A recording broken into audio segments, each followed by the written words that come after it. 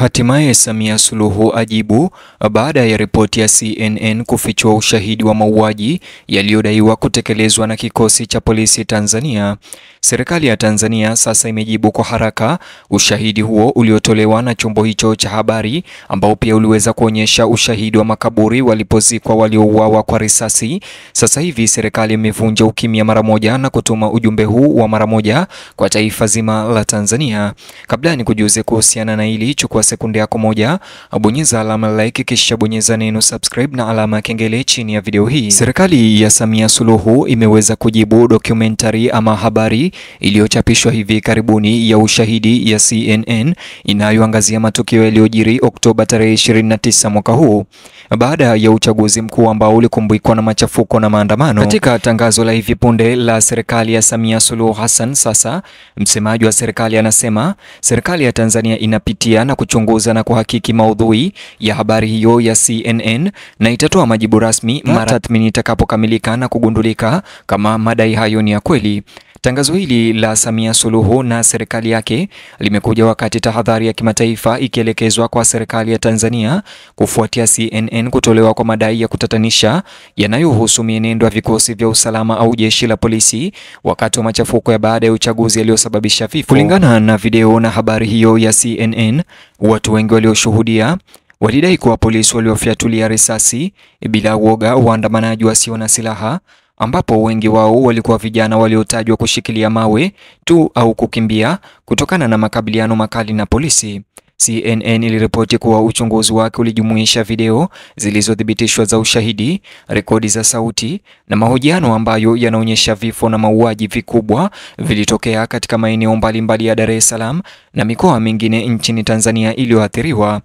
Nyenzo hizi ama ushahidi huu ulifichua matukio ya fujo, mayowe, kelele na milio ya risasi, ikitoa picha ya kusikitisha ya jinsi hali iliongezeka na kuwa mbaya zaidi kwa haraka. CNN iliripoti zaidi kwamba iligundua dalili za kile ambacho kinaweza kuwa makaburi ya pamoja, hasa karibu na makaburi ya Kondo kaskazini mwa Dar es Salaam. Picha za satellite na uchanganuzi wa video ulionyesha mabaka ya udongo uliovurugwa na alama za kuunga ambazo wataalamu walisema ziliendana na miili iliyozikwa kwa siri. Waandishi hao walibaini kuwa baadhi ya tovuti hizi alama za kuunga ambazo wataalamu walisema ziliendana na miili inayozikwa kwa siri. Waandishi hao walibaini kuwa baadhi ya tovuti hizi zilionekana kubadilishwa hivi majuzi na hivyo kuzua hofu kwamba huenda zikawa na waathiriwa wa ukandamizaji huo mkali wakati wa maandamano. Katika ripoti ya hivi punde, sasa hivi serikali ya Samia Suluhu imeweza kujibu kuhusiana na madai hayo ya CNN, na ripoti yao ni fupi sana ambayo walichapisha kupitia msemaji wa serikali kwa lugha ya Kiingereza wakiandika hivi: Public notice. The government of the United Republic of Tanzania has taken note of a documentary recently published by CNN regarding the events of 29th October 2025. The government is currently reviewing and verifying the contents of the documentary. An official response will be issued upon completion of this assessment. Kulingana na notisi ya mabarua hiyo, serikali imesema ya kwamba imegundua na kutazama habari hizo za CNN na imesema ya kwamba sasa hivi inachunguza na kutathmini kama habari hizo ni za kweli, alafu itaweza kutoa taarifa zaidi. Chama cha upinzani cha Chadema kilizidisha madai hayo kwa madai ya kwamba miili takriban 2000 huenda ilifichwa au kushughulikiwa vibaya wakati wa machafuko hayo. Brenda Rupia, mkurugenzi wa mawasiliano ya Chadema, aliambia CNN kuwa takriban miili 400 haijulikani ilipo na familia hazikuwa na taarifa kuhusu walikopelekwa wapendwa wao. CNN hata hivyo ilifafanua kuwa haikuweza kudhibitisha idadi hiyo kwa kujitegemea kutokana na vikwazo vya serikali na hali nyeti ya maeneo yanayohusika, lakini ilithibitisha shughuli zisizo za kawaida katika vyumba vya kuhifadhia maiti na makaburi. Filamu hiyo ama documentary hiyo na habari hiyo ya CNN pia iliangazia shuhuda zinazodai kuwa vyumba vya kuhifadhia maiti vilizidiwa hadi baadhi ya miili haikuweza kuondolewa au kutambuliwa.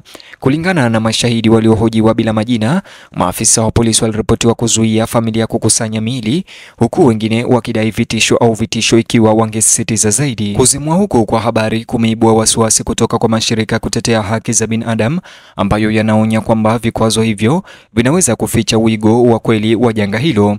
Waandishi wa habari wa CNN pia walirejelea maonyo yaliyotolewa na polisi wa Tanzania kuwaagiza raia wasichukue picha au video ambazo zinaweza kusababisha hofu, huku wanaokiuka sheria wakitishiwa kukamatwa.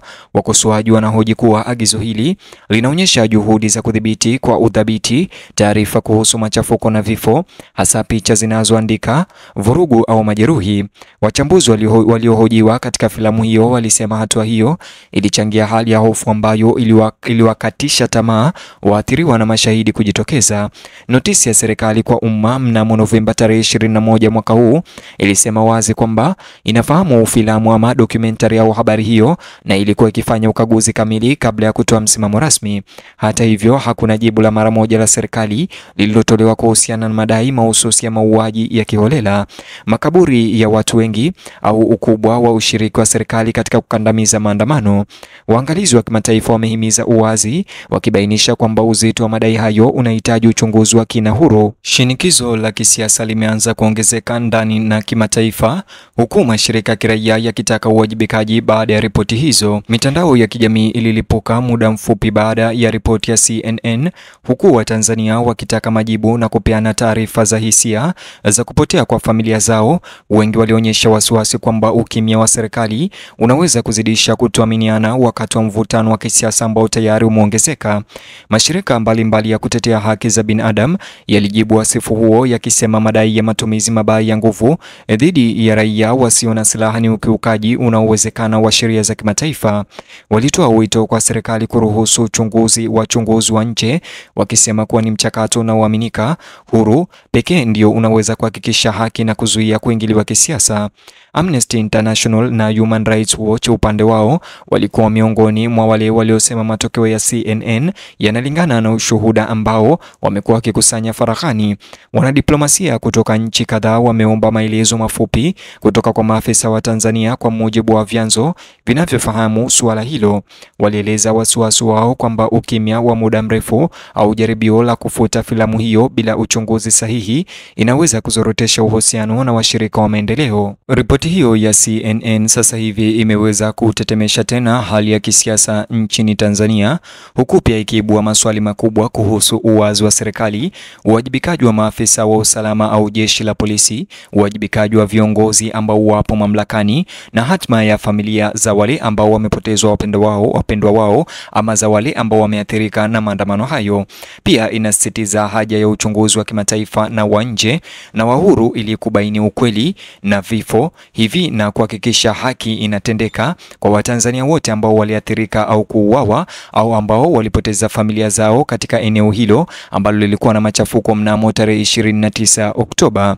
Mtazamaji, ni hayo tu ambayo nimekuandalia katika ripoti ama habari hizi. Nikitamatisha, ningependa kusikia maoni yako upande wa comment section. Vile like video hii kisha bonyeza alama ya subscribe na alama ya kengele chini ya video hii. Ukifanya hivyo utakuwa umenisaidia kwa sana. Vile gusa kiboksi hicho kwenye screen yako, kitakuelekeza katika video ama taarifa zetu mpya.